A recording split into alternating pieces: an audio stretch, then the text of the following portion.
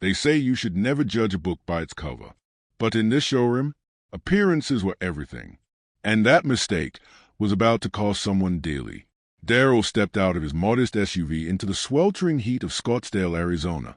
The afternoon sun bounced off a line of luxury cars parked outside Prestige Motors, their metallic paint jobs gleaming like diamonds.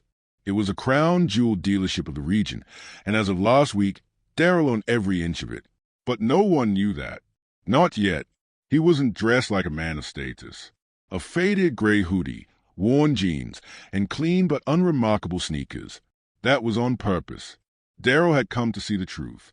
Not the fake smiles or the over-the-top greetings reserved for VIP clients, but the real face of his staff when they thought no one important was watching. As he entered the glass doors, the cool wave of air conditioning hit him like a breath of luxury. Inside, the scent of leather, wax, and polished chrome hung in the air.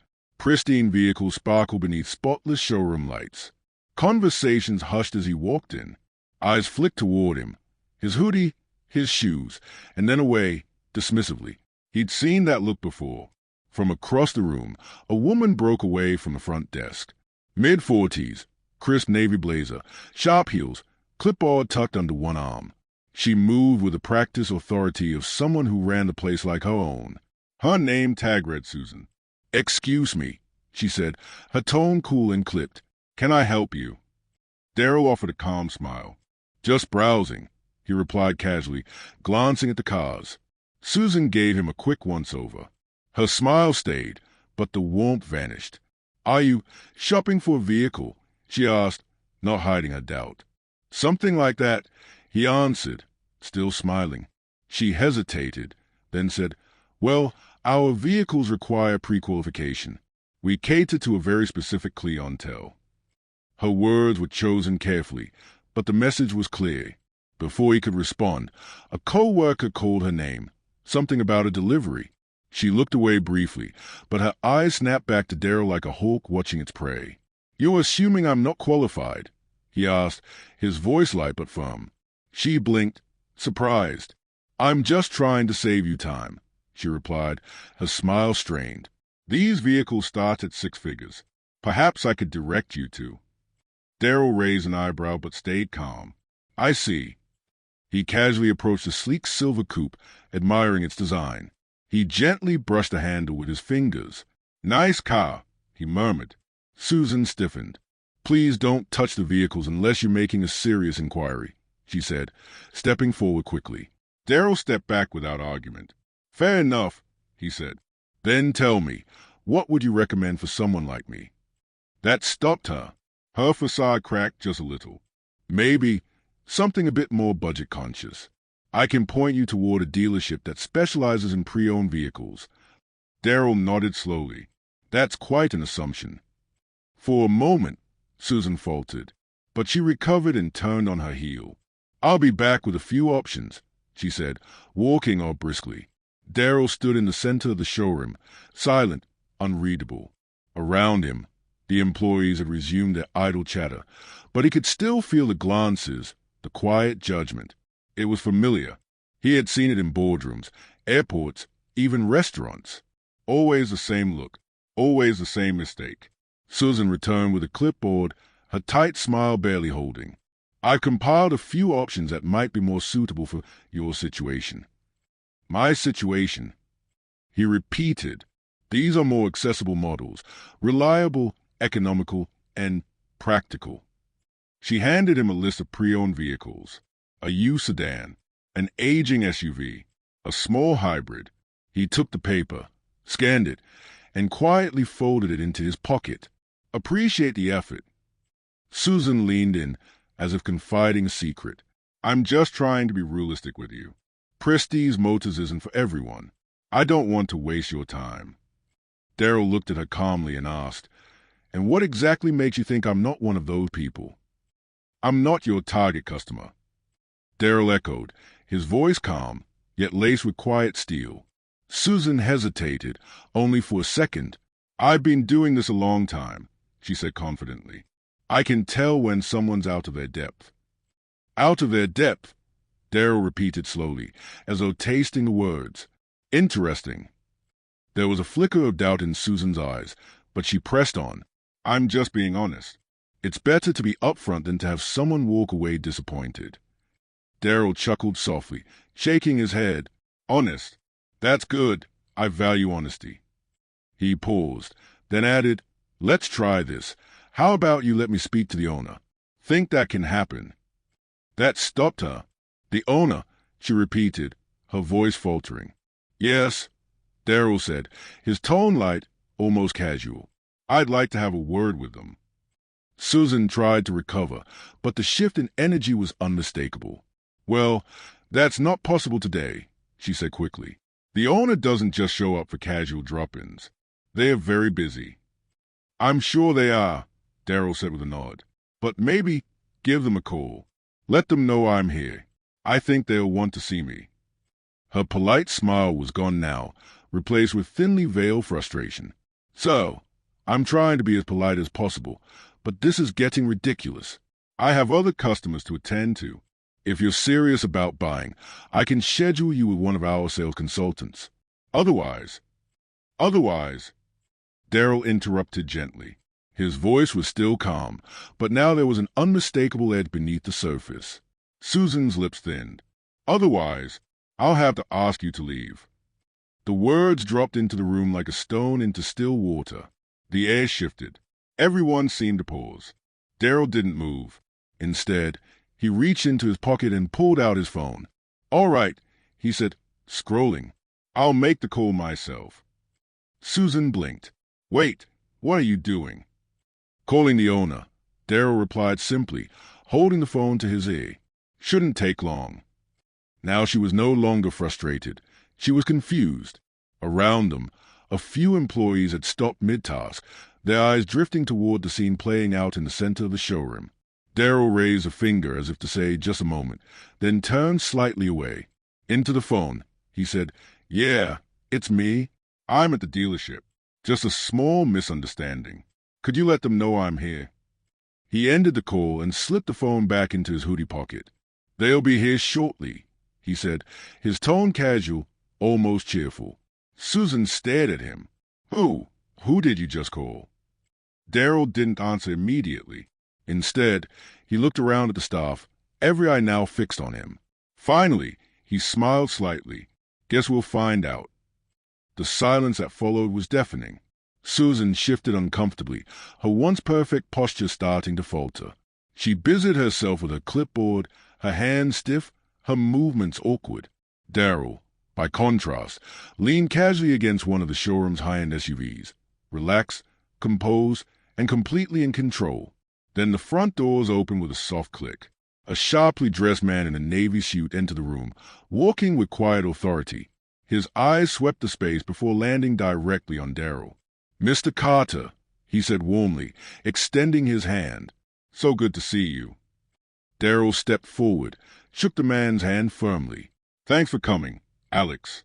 I appreciate it. A murmur rippled through the room. Susan's face went pale. Her clipboard nearly slipped from her grip as she looked back and forth between the two men, realization dawning in her eyes. Wait! Mr. Carter, she echoed, stunned. Alex, the regional director, turned to her, his tone more formal now. Susan, I see you've already met Mr. Carter. I didn't realize, she stammered. That is the new owner of this dealership, Alex finished for her. His words were crisp and clear. He looked back at Darryl. I'm guessing this wasn't the warm welcome we hoped for. Darryl held up a hand, waving it off gently. It's all right, Alex. I think Susan and I just started off on the wrong foot. There was no anger in his voice, but the gravity in his words made everyone freeze. Susan took a step back, clutching her clipboard like it could shield her from the weight of her mistake. I'm so sorry, she whispered. I didn't know. You didn't know what? Darryl asked, his tone still calm, but his words slicing through the silence. That someone like me could own a place like this? That I might actually belong here? Her mouth opened, but nothing came out. Darryl continued, quieter now, but more powerful than ever. Let me ask you something. If I wasn't the owner, would you have treated me any differently? Would I have deserved your respect if I walked in wearing a tailored suit instead of a hoodie? Again, no answer. The silence said enough. Daryl nodded slowly, then turned to Alex. Let's gather everyone in the conference room. I think it's time we talk about how things are run around here. The staff filed into the sleek, glass-walled conference room. Normally a space meant to impress clients, today it felt like a courtroom. Nervous energy buzzed in the air. Susan sat near the back, her usual poise replaced with quiet dread. Daryl stood at the head of the table. Calm, centered, unshakable. Thank you all for coming on short notice, he began, his voice steady, measured. For those who don't know, my name is Daryl Carter, and as of last month, I became the new owner of Prestige Motors. A ripple moved through the room. Surprise, embarrassment, uneasy glances. Susan stared at the table, unable to meet anyone's eyes. I came here today, Daryl continued, dressed like this for a reason. Daryl stood at the front of the sleek conference room, his presence calm but commanding. The hum of the air conditioning was the only sound as the staff sat in tense silence, all eyes fixed on him. I came here today, he began, dressed casually, on purpose. The room shifted slightly, some glancing at each other, uncertain. I wanted to see how this dealership treats people when no one knows who they are. I wanted to understand what a regular customer feels the moment they walk through those doors. He paused. The weight of his words hung in the air like thick fog. What I experienced today was disappointing, he said evenly. I was judged, not for what I could contribute, but for how I looked. And I'm not here to single anyone out. But we do need to talk about what that says about our culture. Across the room, Susan sat still, her face flushed with embarrassment. Daryl's eyes flicked to her for just a second before moving back to the group. This isn't just about me, he continued. It's about every single person who steps through that door. Every customer who doesn't fit into someone's mental picture of what a luxury car buyer looks like. A younger sales associate raised his hand, clearly nervous. Yes, Daryl said, inviting him to speak. The man swallowed before saying, Mr. Carter, I think most of us try to be fair. But sometimes we make assumptions without even realizing it. Daryl nodded. That's honest, and it's true. We all have biases. But it's not enough to try to be fair. We have to actively challenge those biases. We have to create an environment where everyone feels respected, regardless of their appearance, background, or anything else. He took a breath and let the silence settle before continuing. This dealership has earned a reputation for excellence. But excellence isn't just about polished chrome and pristine showrooms. It's about how we treat people. From this day forward, that experience will be built on respect, inclusivity, and fairness. A quiet ripple of agreement moved through the room. Some nodded. Others looked down, uncomfortable, but reflective. Then Daryl turned his attention back to Susan. Susan, he said gently but firmly, I'd like to give you the opportunity to speak. Is there anything you'd like to say? She hesitated. The silence around her was deafening. When she finally spoke, her voice was small. I made a mistake, she admitted. I misjudged you. And for that, I'm truly sorry. Daryl nodded, his expression unreadable. Thank you for saying that. I hope this moment serves as a reminder for all of us, because change starts with accountability. He turned back to the team. Starting now, we'll be implementing new training programs, not just about selling, but about the values this dealership stands for. Every customer deserves to be treated with dignity. No exceptions. He paused, scanning the room one more time. If anyone has an issue with that, now's the time to speak. The room was silent. This time, not from tension, but understanding. Daryl let the quiet stretch a moment longer, then nodded. Good. I'm glad we're on the same page. He leaned forward, hands on the edge of the table. Look, I didn't come here to humiliate anyone. I came to understand what kind of culture I've inherited and how we can make it better. His eyes found Susan again, but this time there was no heat in them, only clarity. You're an experienced manager, he said. I'm sure you've worked hard to get here.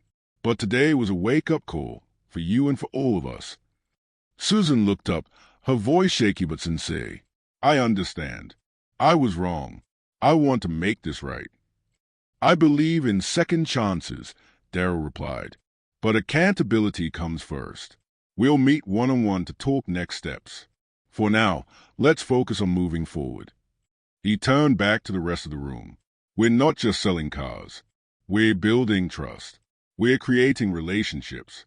We're representing a standard of excellence.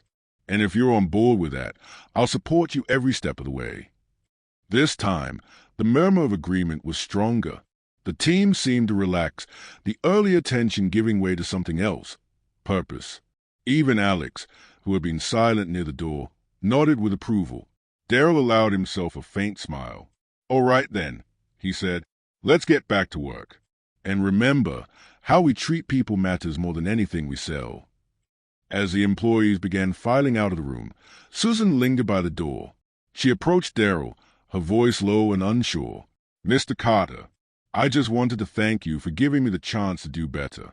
I won't let you down." Daryl looked at her for a moment, measuring her sincerity. "I hope you mean that, Susan," he said, "because actions speak louder than words. But I do believe people can change if they are willing to try." "I am," she said quietly, nodding. He watched her leave before turning to Alex. "Let's set up a staff meeting next week," he said. "I want to make sure everyone's clear on what's expected moving forward." Alex grinned, impressed. "You got it, boss." As Daryl stepped back into the bright showroom, the sunlight glinted off the polished vehicles. He looked around, seeing more than just cars. He saw possibility. This wasn't just about owning a dealership. It was about building something bigger, a space where people are judged by their character, not their appearance.